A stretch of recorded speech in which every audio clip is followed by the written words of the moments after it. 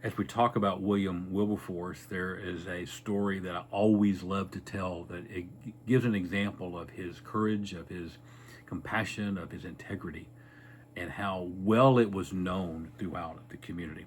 Story goes like this. He is traveling home one night. It's really late in his life. He's older, and he's traveling down the road in his carriage in a very, very heavy rainstorm.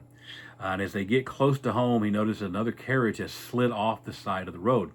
And he sees two men there, and one of the men, with a whip in hand, is beating and cursing his horse. I guess we're driving them off the road. I don't know. Wilberforce asks his driver to stop, and he puts on his hat and he puts on grabs his umbrella and he gets out. And he walks up behind the man who is savagely beating the horse and says, "Sir, I demand that you stop beating that horse." Well, the man turns around. It turns out this man was a very large man, and he, like I say, he's angry and he has a whip in his hand. And what we know about Wilberforce is he was a very small man. He was maybe only about 5'4". So towering over him in his growling, angry voice, he says, "And who is going to make me?"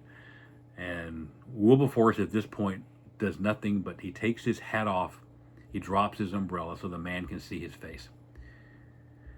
The angry man's friend is standing next to him, immediately recognizes that it's Wilberforce. And he grabs his friend's arm and said, "That's William Wilberforce."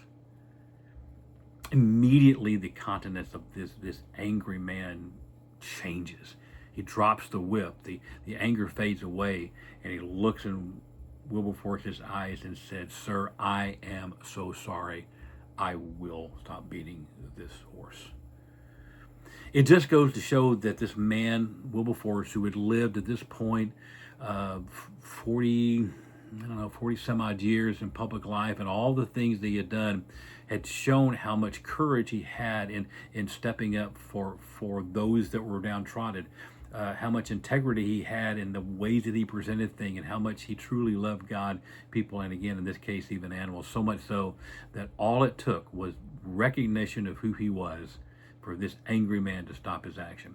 These are the type of things that we should live by. People should know you by who you are, by your integrity, by your compassion, by your love for God, by the light that you shine. And so they should be able to see that in you and see that example in you. And number one, want to follow it. And number two, realize that they cannot do evil things on this earth. And that God puts people like you and us in this world to be his light in the community.